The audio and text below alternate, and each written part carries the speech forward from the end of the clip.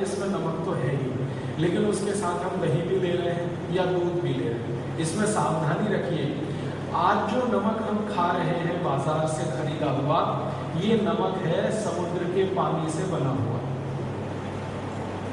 ज्यादा से ज्यादा नमक जो हमें आज खाने को मिल रहा है सामान्य रूप से, वो समुद्र के पानी से बना हुआ नमक है। आयुर्वेद में ये नमक सबसे घटिया माना जाता है। क्वालिटी में सबसे खराब नमक अगर कोई होता है तो वो यही नमक है जिसको हम समुद्र के पानी से बना हुआ नमक कहते हैं। और सबसे अच्छा नमक जो माना जाता है वो भगवान का बनाया हुआ, ईश्वर का बनाया हुआ या प्रकृति का बनाया हुआ नमक है, जिसको हम सब सेंधा नमक कहते हैं या काला नमक। सेंधा नमक और काला नमक आदमी ने नहीं बनाया, भगवान ने बनाया। पहाड़ बनते हैं नमक के, जैसे पत्थर के पहाड़ बनते हैं वैसे नमक के पहाड़।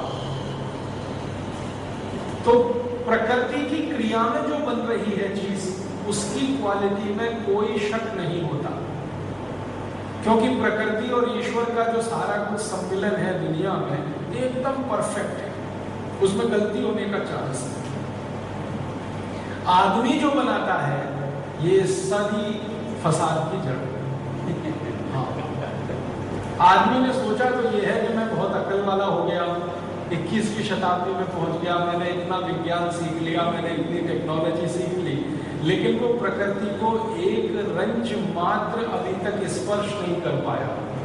भले बहुत टेक्नोलॉजी सीखी है, बहुत विज्ञान आ गया, प्रकृति की बनाई हुई चीज की जो गुणवत्ता है वो किसी दूसरी चीज में नहीं है। अब मैं नमक का ही आपको कंपैरिजन करके बताता हूँ। प्रकृति का बनाया हुआ ये जो सेंधा नमक है या काला नमक है, ये आपके शरीर को 94 तरीके के पोषण देता है, 94। मैं आपको और सरल तरीके से समझाऊं। कोई चीज आपने खाई और मैंने आपको कहा या आपने जान लिया कि मुझे इसको खाने से कैल्शियम मिला, ये कैल्शियम एक तरह का पोषण है। कोई चीज आपने खाई, जैसे अनार का रस पिया, इससे आपके खून में हीमोग्लोबिन बढ़ा, आयरन बढ़ा, तो ये एक तरह का पोषण है, एक ही तरह का। कैल्शियम बढ़ गया शरीर में कुछ खाने से, आयरन बढ़ गया शरीर में कुछ खाने से, फास्फोरस बढ़ गया शरीर में कुछ खाने से, एक एक तरह का पोषण है। सेंधा नमक ऐसे 94 पोषण देता है, एक एक तरह की बात किया, कैल्शियम, आयरन, फास्फोरस। सेंधा नमक में ऐसे 94 पोषक तत्व हैं जो शरीर के लिए है। और उसके बाद दूसरे नंबर पर है काला नमक। अब ये दोनों प्रकृति के बनाए हुए हैं, पहाड़ में से आते हैं, आप सभी जानते हैं, नमक के पहाड़ होते हैं जैसे पत्थर के पहाड़। तो पहाड़ वाला जो नमक है, पत्थर वाला जो नमक है, ये 94 तरह के पोषण देता है। और समुद्र के पानी वाला जो नमक है, ये 3 तरह के पोषण देता है। अब आप देखिए, 3 तरह के पोषण देने वाला नमक, 94 तरह के पोषण देने वाला नमक, दोनों में से किसकी क्वालिटी? 94 पोषण जो दे रहा, सीधी सी बात है। तो आप नमक खा सकते हैं जो प्रकृति का बनाया हुआ है, वो सेंधा और काला, मतलब आज से सेंधा और काला नमक खाइए। अब मैं आयुर्वेद की एक जानकारी आपको देता हूँ, आप हैरान हो जाएंगे सुनकर। आयुर्वेद में ये कहा गया, अष्टांग हृदयम में भी ये है कि जैसे ही दूध के साथ नमक लेना शुरू करें या दही के साथ नमक लेना शुरू करें, तो ये जो नमक मैंने बोला समुद्र के पानी का, ये पूरी तरह से वर्जित है। दूध के साथ भी नहीं ले सकते, दही के साथ भी नहीं ले सकते। जैसे ही नमक बदलते हैं आप दूध और दही के साथ, तो सेंधा नमक और काला नमक जरूर ले सकते हैं, इतना अंतर आ जाता है। अभी अगर समुद्र के पानी के बने हुए नमक के साथ दूध पिएंगे, 20 बीमारियां आपको आएंगी। समुद्र के पानी के नमक के साथ अगर आप दही खाएंगे, 20 बीमारियों में फंस जाएंगे। लेकिन वही दही और दूध सेंधा नमक के साथ और काले नमक के साथ खाएंगे, जीवन भर आप निरोगी रहेंगे। इतना अंतर है। अब आप इसको अप्स डाउन में देख सकते हैं, जमीन आसमान का अंतर कहा जाता है इसी को। एक इस तरफ है, एक इस तरफ। वही नमक जो समुद्र के पानी से आया तकलीफ दे रहा है, और वही नमक जो भगवान का बनाया हुआ है वो आपके लिए अमृत तुल्य है। तो ये जो नियम मैंने विरोधी वस्तुओं का बताया, तो इसमें अगर आप दही नमक खाना चाहते हैं तो दही में सेंधा नमक ही या काला नमक ही होना चाहिए, और दूध के साथ नमक की कोई वस्तु लेना चाहते हैं तो वो सेंधा नमक और काले नमक वाली ही होनी चाहिए।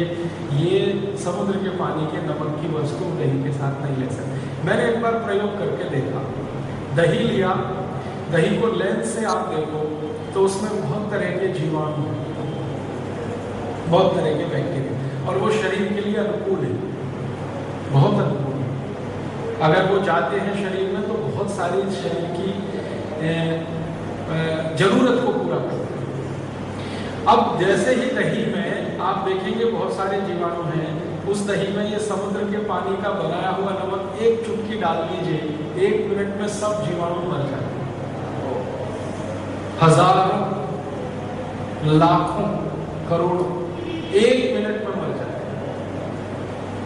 अब आपने दही ले लिया और उसमें समुद्र के पानी का नमक मिला दिया, जीवाणु मर गए, तो एक तो जीव हिंसा कर दिया आपने, पाप लगा उसका, जीव हिंसा कर दिया। और दूसरा, आपने वो दही खाया जिसमें समुद्र का नमक मिलाया हुआ है, वो शरीर के काम का नहीं, उपयोगी नहीं।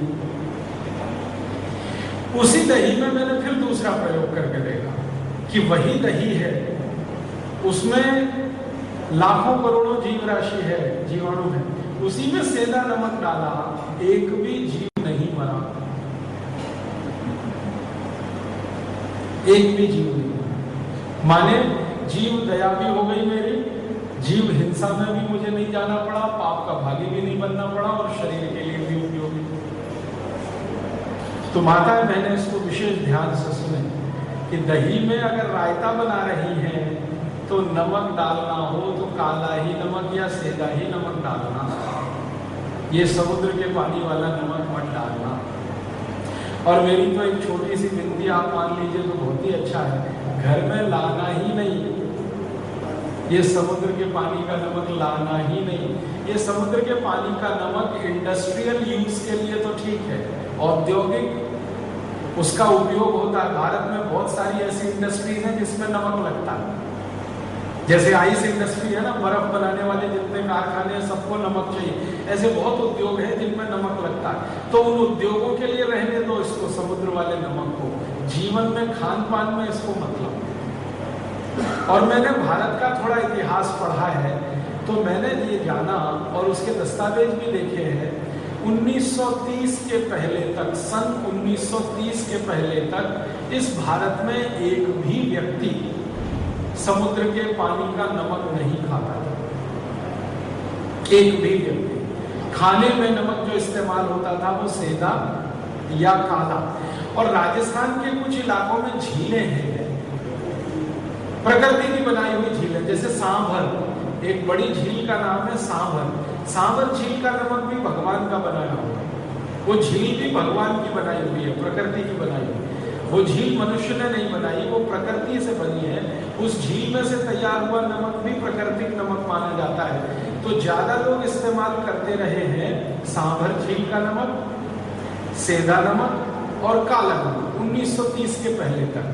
1930 में महात्मा गांधी ने जब से नमक सत्याग्रह किया, उसके बाद से ये समुद्र का नमक चलन में आया और लोगों ने उसको खाने में भी डाला। 1947 में क्या हुआ, दुर्भाग्य से हमारे देश का बंटवारा हो गया, पाकिस्तान भारत से अलग हो गया। अब सौभाग्य या दुर्भाग्य जो भी कहिए, नमक के सारे पहाड़ पाकिस्तान के हिस्से में आ गए। नमक के सारे पहाड़ पाकिस्तान के हिस्से में आ गए। पाकिस्तान में 2 जिले हैं, एक का नाम लाहौर और एक का नाम कराची। उसके आसपास सारे पहाड़, ज्यादा से ज्यादा नमक के पहाड़। तो हमारी मजबूरी ये हो गई कि पाकिस्तान से नमक आए तो हम खाएं, सेंधा नमक, काला नमक ज्यादा उसी इलाके में आया। बंटवारा कुछ इस तरह का हुआ कि नमक के पहाड़ उस तरफ चले गए।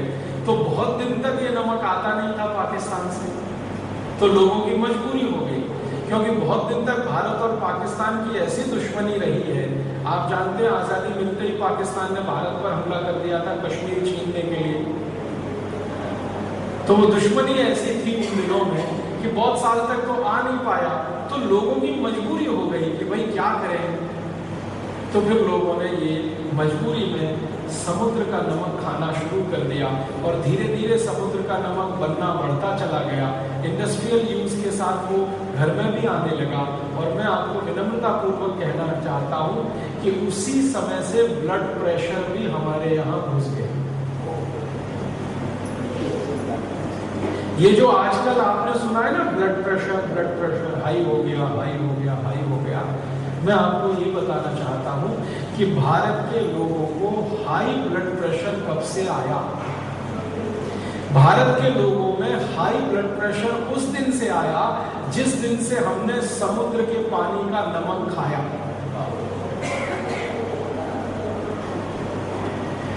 वरना प्रकृति के बनाए हुए नमक का अगर हम इस्तेमाल करते रहे, आज भी करें, आगे भी करते रहे, तो मैं आपको पूरी विनम्रता से इस बात की गारंटी देना चाहता हूं, आपका ब्लड प्रेशर अपने आप निकल जाए।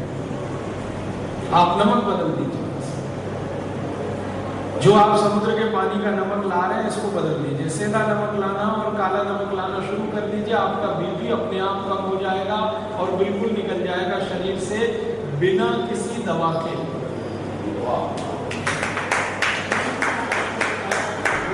और आप जानते हैं कि आजकल हमारे जीवन में हाई ब्लड प्रेशर इतनी खतरनाक बीमारी की स्थिति में है कि ये शुरू हो जाए तो दुनिया जहान की कोई भी बीमारी आए।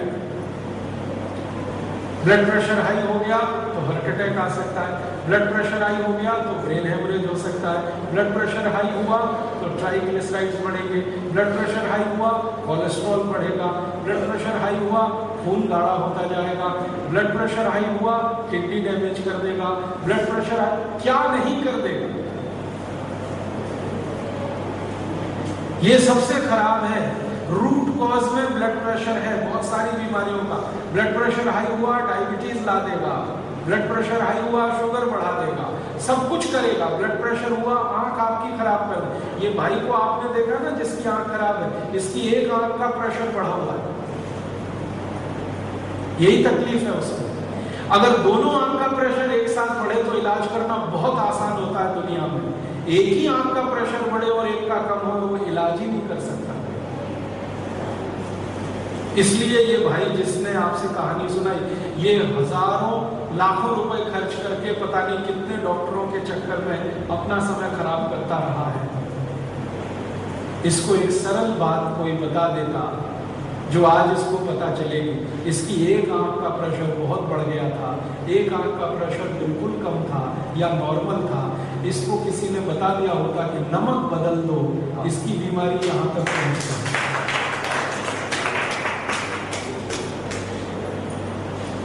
छोटा सा ज्ञान, नहीं होने का दुष्परिणाम और होने का फायदा।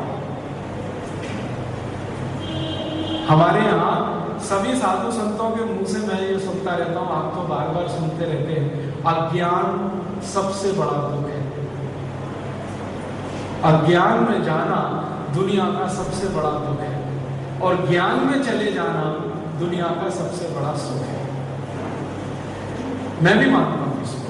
मैं गरीबी को दुख नहीं मानता, बेरोजगारी को दुख नहीं मानता। गरीबी बेरोजगारी तो आने जाने वाली चीजें हैं और शायद ये गरीबी बेरोजगारी तब तक है जब तक मेरे पास ज्ञान नहीं है। जिस दिन मुझे कुछ ज्ञान मिला मैं मेरी गरीबी भी दूर कर सकता हूं, बेकारी भी दूर कर सकता हूं। इसलिए बीमारियां हमारे शरीर में है और उनका दुख है वो भी अज्ञान का ही कारण है। जैसे ही ज्ञान में आप जाएंगे आप खुद बीमारियां ठीक कर लेंगे, डॉक्टर के चक्कर में फंसने की जरूरत ही नहीं पड़ेगी। ये छोटा सा ज्ञान कि हम नमक बदल दें तो जिंदगी में कितना बड़ा सुख, ये इस भाई को पता है जिसकी आंख इस स्थिति में आई है जो आपने देखा। नमक बदल देता है ये साल भर पहले या 1.5 साल पहले जैसे ही इसकी आंख में प्रेशर बढ़ना शुरू हुआ, ये पहले डॉक्टर के पास जहां गया वो इसको बता सकता था कि भाई तेरी एक आंख का प्रेशर बहुत ज्यादा है, ब्लड प्रेशर, दूसरी आंख का कम है या बहुत कम है। अब तू क्या कर रहे, बस इतना करके नमक बदल दे। सरल बात, साधारण बात।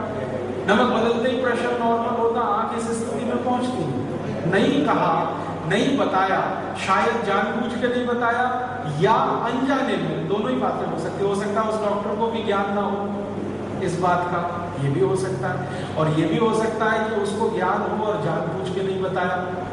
तो दोनों ही संभावनाएं हैं। तो मैं आपसे ये बात को ज्यादा जोर देके कह रहा हूं कि एक छोटी सी जानकारी ना होने का कितना बड़ा दुख है और होने का कितना बड़ा सुख है। आपको आज ये जानकारी हो गई कि समुद्र के पानी के नमक से शरीर को सिर्फ 3 पोषक तत्व मिलते हैं। पहाड़ के नमक का, पत्थर के नमक का 94 पोषक तत्वों का भंडार है वो। तो आप तुरंत उसमें शिफ्ट कर जाइए, अपने घर का नमक बदल दीजिए। नमक बदलते ही आप अपने ऊपर देखिए क्या क्या परिवर्तन आ रहे हैं। आप आ जाइए, सेंधा नमक खाना शुरू कर दीजिए, काला नमक। जिस दिन खाना शुरू करें उस दिन बीपी नाप लीजिए। 2-3 महीने के बाद फिर नाप लीजिए, आपको लगेगा ये चमत्कार हो गया। सेंधा नमक खाने से या काला नमक खाने से एक दिन पहले आपका माइग्रेन, आपके शरीर में ये सब जितनी भी बीमारियां हैं उनको देख लीजिए ध्यान से और खाना शुरू करिए। फिर देखिए क्या क्या परिवर्तन आ रहे हैं। नमक शरीर के लिए बहुत आवश्यक है, आप जानते हैं, लेकिन सेंधा और काला ये समुद्र के पानी वाला नहीं। आपको और एक जानकारी दूं, शरीर में सेंधा और काले नमक से जो जो पोषकता मिलती है, इसी की कमी होने पर पैरालिसिस आता है। हाँ, ध्यान दीजिएगा मेरी बात। शरीर में सेंधा और काला नमक से जो पोषकता मिलती है, उसी की कमी होने पर पैरालिसिस आता है। शरीर में काला और सेंधा नमक मिलने से जो पोषकता मिलती है, उसी की कमी से ब्रेन हेमरेज भी होता है। मेरे गुरु जिनका नाम था श्री धर्मपाल, अभी वो स्वर्गवासी हैं, एक बार उनके शरीर में ऐसा हुआ, जो पोषकता मिलनी चाहिए थी नमक से, सेंधा और काला, वो कमी हुई, उनको पैरालिसिस का अटैक हो गया। उनकी आवाज चली गई, पूरी आवाज चली गई, वो कुछ बात ही नहीं कर सकते। और मेरी आंखों के सामने मेरे गुरु का ऐसा हाल था। मैं क्या करूं? भयंकर अटैक था, बड़ा अटैक था पैरालिसिस का। हाथ पैर तो चले गए, आवाज भी चली गई, ब्रेन भी काफी इफेक्ट हुआ, प्रभावित हुआ। मैं उनको ले गया हॉस्पिटल में, एडमिट करवाया। हॉस्पिटल वालों ने हाथ उठा दिए, हमारे पास दवा नहीं, हम क्या कर सकते हैं। तो उन्होंने मेरे गुरु के हाथ पांव बांध दिए। वो कहते हमारे इलाज का तरीका यही है, एलोपैथी जिसको हम सबसे ज्यादा भरोसा करते हैं, उनके इलाज का तरीका कि पैरालिसिस पेशेंट का हाथ पैर हिलता रहता है ना, उसके कंट्रोल के बाद, तो उसको पकड़ने के लिए बांध दिए। अब मेरे गुरु छटपटाए, परेशान, तो मैं उनको हॉस्पिटल से ले आया। और मेरे इस निर्णय की बहुत आलोचना हुई, मेरे सहयोगियों ने बहुत आलोचना की, आप क्या कर रहे हैं, मार डालेंगे, ऐसा हो जाएगा, इतने बड़े हॉस्पिटल में से निकाल के आप उनको घर ला रहे हैं। मैंने कहा इनके पास इलाज ही नहीं है। तो डॉक्टर अपने मुंह से कह रहा है मेरे पास इलाज नहीं। राजीव भाई आप तो जानते हो होम्योपैथी, आप तो जानते हो आयुर्वेद, आप तो क्यों नहीं करते? तो हम निकाल लाए उनको। और मैंने कुछ नहीं किया, आपको जानकारी देना चाहता हूँ और आज ये शायद मैं पब्लिकली बता रहा हूँ, मेरे गुरु के लिए कुछ नहीं किया। मैंने अंदाजा लगाया कि शायद इनके शरीर में नमक से मिलने वाली पोषकता की कमी है, इसके कारण ये अटैक आया हो। 99% केस में अटैक इसी कारण से आता भी है, तो शायद ऐसा हुआ हो। और मैंने ध्यान किया तो वो नमक वही खाते थे, समुद्र के पानी वाला। तो मैंने उनको होम्योपैथी की एक ऐसी दवा चुनकर दी जो सेंधा नमक और काले नमक की पोषकता को बढ़ाने वाली। दवा की 3 खुराक में उनका पैरालिसिस ठीक हो गया। 3 खुराक, सवेरे एक खुराक दी, दोपहर को एक दी, शाम को एक खुराक दी, अगले दिन तो वो चलने लगे। जो पूरी तरह से बेड रिडन थे, बिस्तर पे थे, हाथ पैर बिल्कुल छूट गए थे, दिमाग और बॉडी का कनेक्शन टूट गया था, आवाज बिल्कुल चली गई थी, वॉइस पूरी तरह से लॉस हो गया था। सवेरे अगले दिन 3 दवा, 3 खुराक सुबह दोपहर शाम की लेके अगले दिन सवेरे मैंने देखा कि वो अपने से घिसटते घिसटते बाथरूम जा रहे। और 3 खुराक के बाद चौथी दी नहीं मैंने, 2 दिन के बाद उनकी आवाज वापस आई। और 4-5 दिन में बॉडी के सारे फंक्शन नॉर्मल हुए। और 10 दिन के बाद जिसने भी उनको देखा वो यही कहता था, धर्मपाल जी मुझे नहीं लगता आपको कोई अटैक आया। जो भी देखे वो ये कि हमें नहीं लगता था कि कोई अटैक आया। माने इतनी नॉर्मल हो गई सारी कंडीशन। और जब उनकी बेटी उनको मिलने आई, वो जर्मनी में रहती है, तो वो खुद हैरान हो गई। फिर उसने पूछा क्या किया? मैंने कहा कुछ नहीं, होम्योपैथी की एक दवा दी थी, वो दवा का एक ही काम है कि नमक से जो पोषकता चाहिए शरीर को वो नमक नहीं दे पाया, या नमक नहीं खाने से वो पोषकता नहीं थी शरीर में, वो दवा मैंने दे दी, 3 खुराक में चमत्कार कर दिया। ऐसे ही होता है। तो हम जब कहते हैं ना दवा का चमत्कार है, दवा का चमत्कार क्या है? कुछ खास नहीं है, आपके शरीर में जो पोषकता में कमी आई और उसके कारण से जो तकलीफ में आप फंस गए, वो पोषकता किसी तरह से दे दो। अगर उस समय में उनको नमक का पानी उबाल के दे देता तो भी वो ठीक हो जाता। मैं दवा नहीं देता, सेंधा नमक लेके, काला नमक लेके पानी में डालता, पानी को उबालता और वो 1-1 चम्मच पानी पिलाता तो भी ठीक हो जाते। लेकिन मुंह उनका खुलने की स्थिति में नहीं था, तो पानी जाए कैसे? इसलिए दवा देनी, नहीं तो वो वैसे भी ठीक हो जाए। तो ये उदाहरण मैंने आपको सिर्फ इसलिए दिए हैं कि आप इसकी गंभीरता को समझ लें। अपने जीवन में जो एक बड़ी गलती हम कर रहे हैं, भूल कहना चाहिए उसको, गलती नहीं है, गलतियों का तो सुधारा होता है, भूल सुधरती नहीं। तो बड़ी भूल कर रहे हैं वो एक ही है, हमने नमक अपने घर में ले आया, आयोडीन युक्त टीवी का विज्ञापन देखते हैं। रोज टीवी हमें उल्लू बना रहा है, आयोडीन युक्त नमक खाओ नहीं तो पागल हो जाओगे, घेंगा हो जाएगा। मैं देश में 12 साल से घूम रहा हूं, कोई एक पेशेंट मुझे मिले जिसने आयोडीन युक्त नमक नहीं खाया और उसको घेंगा हुआ हो, मिला नहीं आज तक। सरकार को बार बार मैं कहता हूं भाई मुझे दे दो, फोकट में ठीक करूंगा।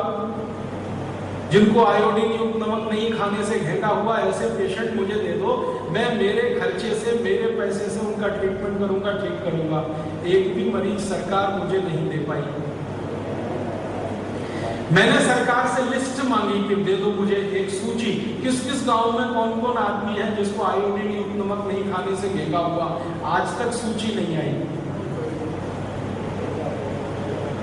हाँ, भारत में जम्मू कश्मीर, हिमाचल प्रदेश और उत्तरांचल, ये पहाड़ के कुछ राज्य हैं, वहां जरूर मैंने कुछ मरीज देखे हैं जिनको आयोडीन की कमी से घेंगे की समस्या है। आप ध्यान से सुनिएगा इस बात। 3 राज्य हैं और 3 राज्यों के नजदीक में कुछ हो सकते हैं। मैंने 3 राज्य मेरी आंखों से देखे हैं, जम्मू कश्मीर, हिमाचल और उत्तराखंड। इन 3 राज्यों में पहाड़ पर, ऊंचाई पर रहने वाले कुछ लोगों में आयोडीन की कमी है शरीर में, तो उनको घेंगा है, वो समझ में आता है। लेकिन पहाड़ से नीचे उतरकर मैदानों में रहने वाले किसी आदमी को ये कमी नहीं है, हो नहीं सकती। कारण जानते क्या? पहाड़ों की ऊंचाई पर जो वनस्पतियां पैदा होती हैं, जो सब्जियां पैदा होती हैं, जो दालें पैदा होती हैं, उनमें प्राकृतिक रूप से आयोडीन कम है। और मैदानों में जो सब्जियां और दालें पैदा होती हैं, उनमें प्राकृतिक रूप से आयोडीन भरपूर है। मैं आपको चेन्नई के बारे में कह सकता हूँ। चेन्नई में आधा कटोरी दाल आप खा लो, पकी हुई दाल, सांभर के रूप में चाहे रसम के रूप में, आपके एक दिन की आयोडीन जितनी चाहिए उतने में ही पूरी हो जाती है। आधा कटोरी दाल मात्र खाने से एक दिन के आयोडीन की आवश्यकता पूरी हो जाती है चेन्नई में। बेंगलोर में भी यही हाल है, हैदराबाद में भी यही हाल है।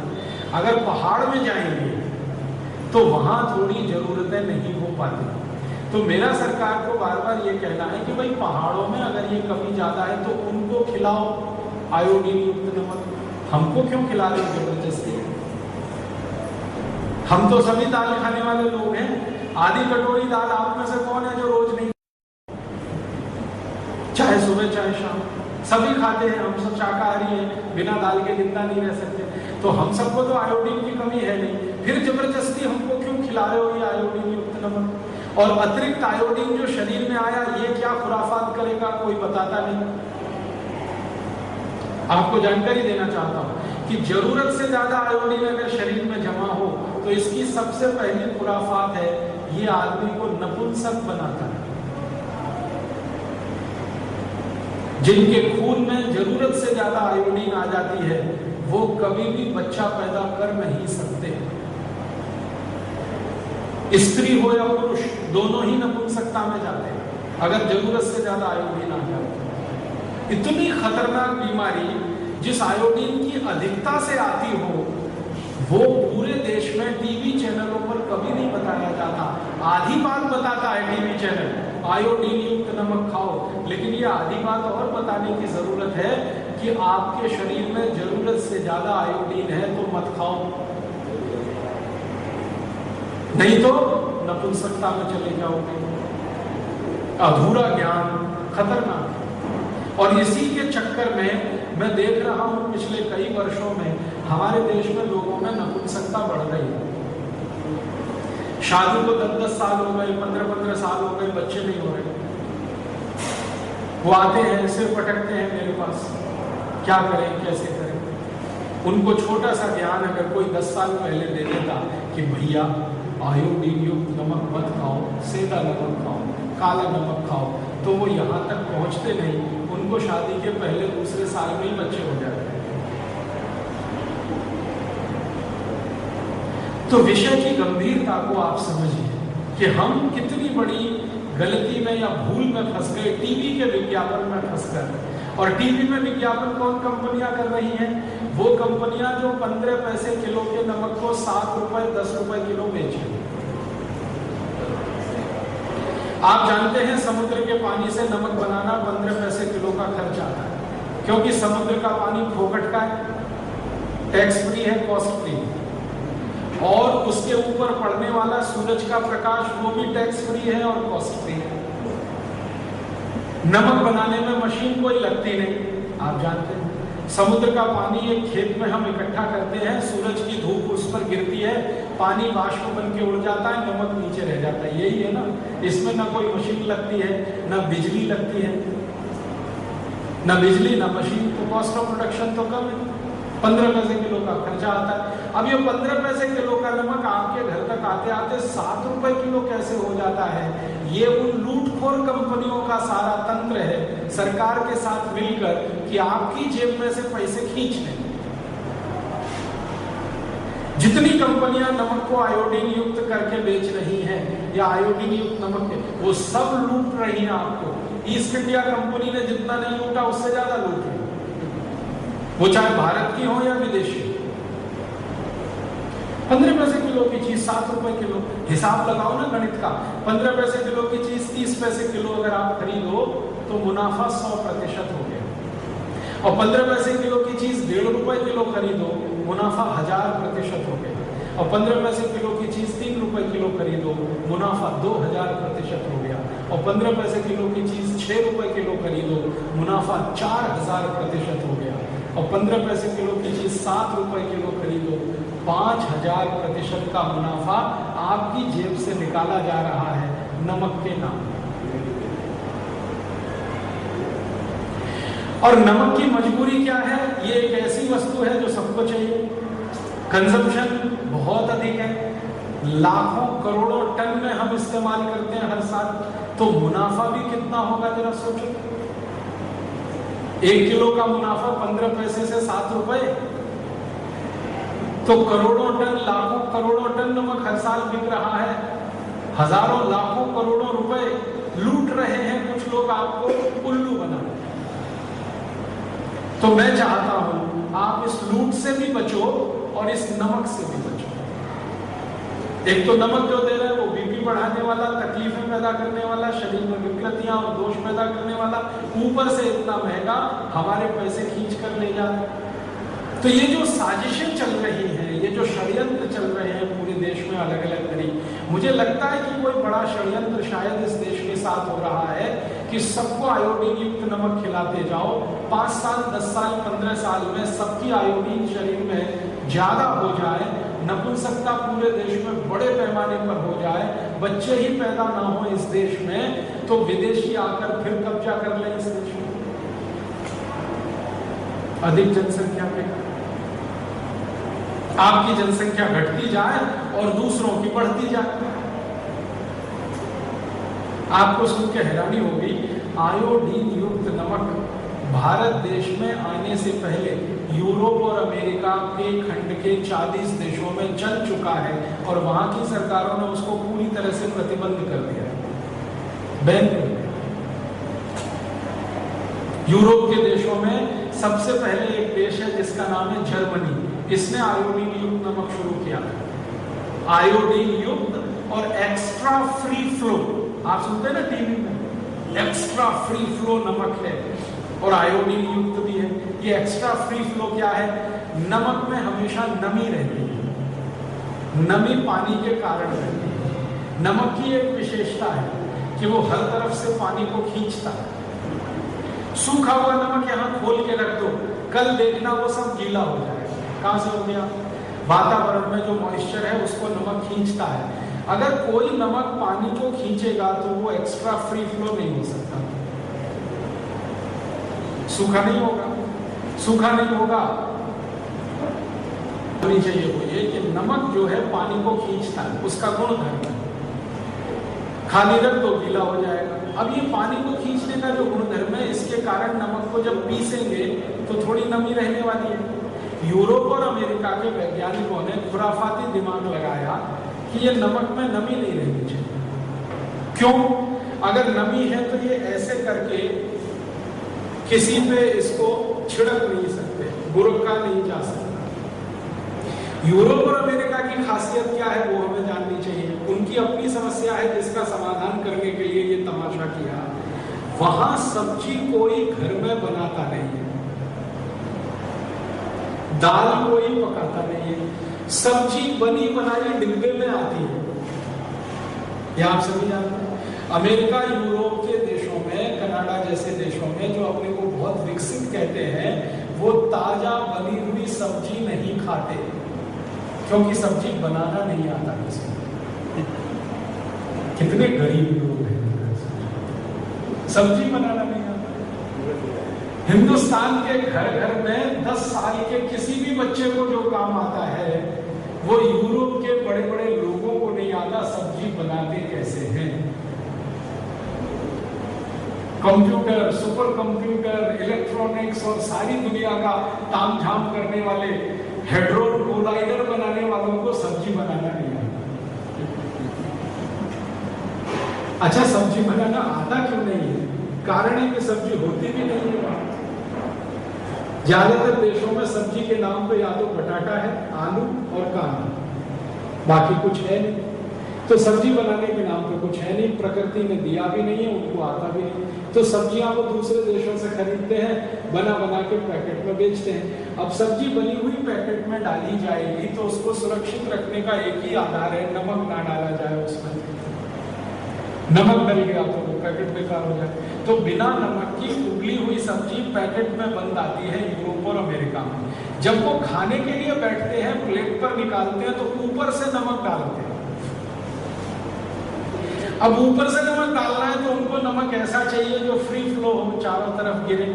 और नमक की विशेषता है कि उसमें पानी रहेगा, थोड़ा मॉइस्चर रहेगा। तो उन्होंने अपनी समस्या का समाधान करने के लिए नमक को एक्स्ट्रा फ्री फ्लो बनाया और उसके लिए बीसीओ केमिकल डाल दिए उसमें।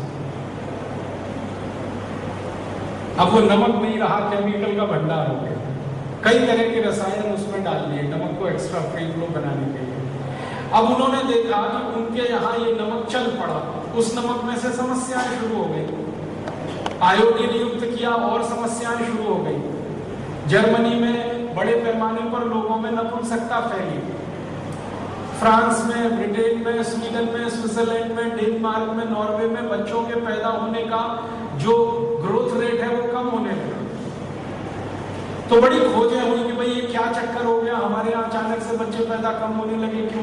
तब वैज्ञानिकों ने खोज के बनाया कि ये अतिरिक्त आयोडीन का कमाल है।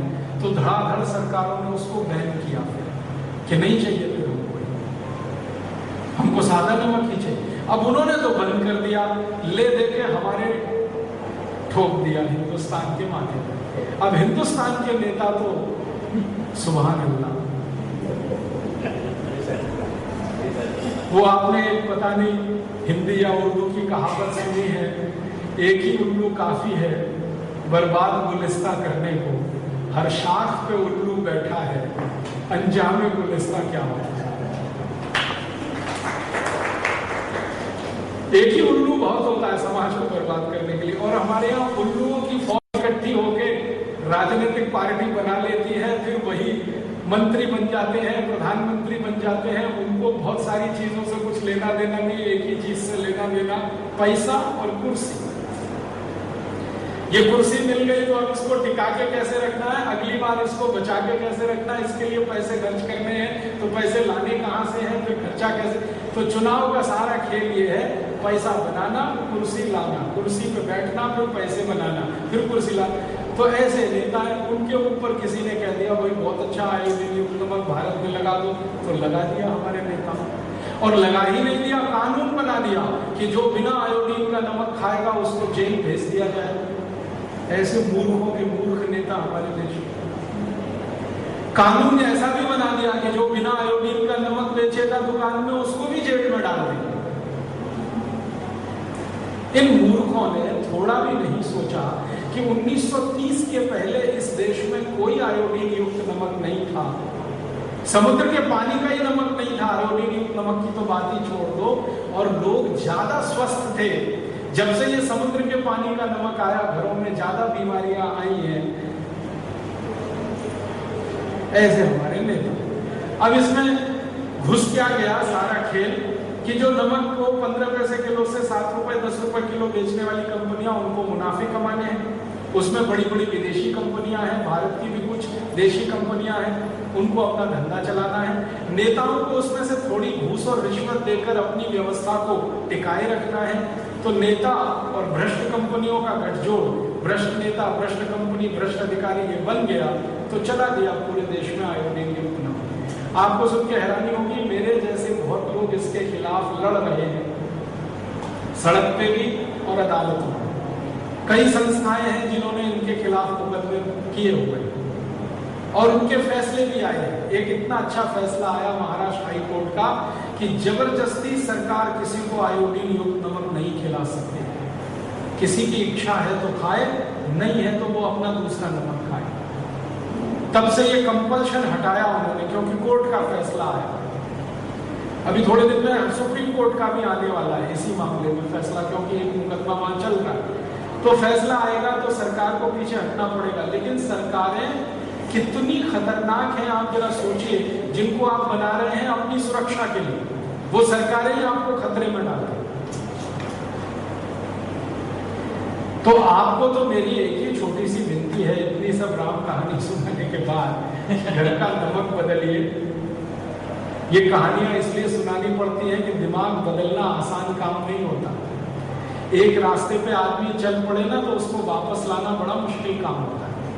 तो उसको कई तरह से कन्विंस करना पड़ता है, बताना पड़ता है, जानकारियां देनी पड़ती है, तब जाके वो एक छोटा सा फैसला करता है, हाँ आज से मेरे घर में सेंधा नमक ही आएगा या काला नमक ही आएगा। तो आप तो जितने लोग यहाँ बैठे हैं अपना फैसला तो आप आज कर ही लो। और मेरी एक छोटी सी विनती है कि आपके पड़ोसी हैं, परिवार के मित्र हैं, परिचित हैं, उनको भी ये बोलना शुरू कर दो, भैया नमक लाना तो सेंधा लाना, काला लाना। अब आप कहेंगे थोड़ा महंगा है, तो जीवन से महंगा कोई सौदा नहीं। 10 रुपए किलो का अगर सेंधा नमक खाना पड़ता है मान लो, या 10 रुपए किलो का काला नमक खाना पड़ता है, और आप स्वस्थ हो जाते हैं, लाखों रुपए के आपके खर्चे बच जाते हैं, तो क्या बड़ा सौदा है।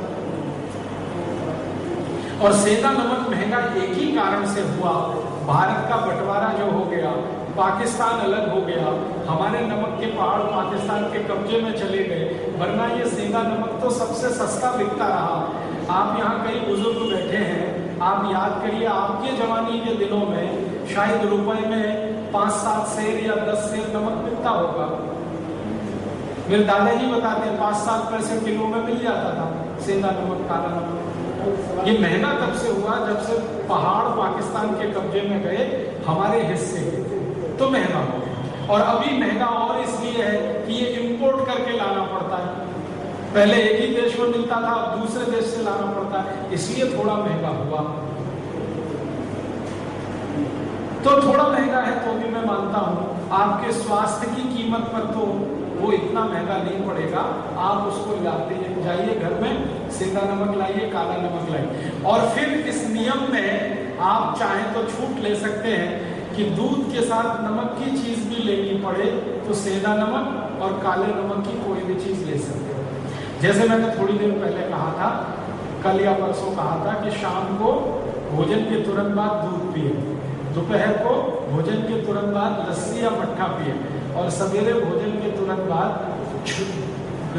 जूस पिए, फलों के रस पिए। तो बहुत लोगों के मन में प्रश्न रहा होगा कि अगर हम दूध पी रहे हैं तो नमक की चीज खा रहे हैं, आयुर्वेद तो मना करता है नमक और दूध का।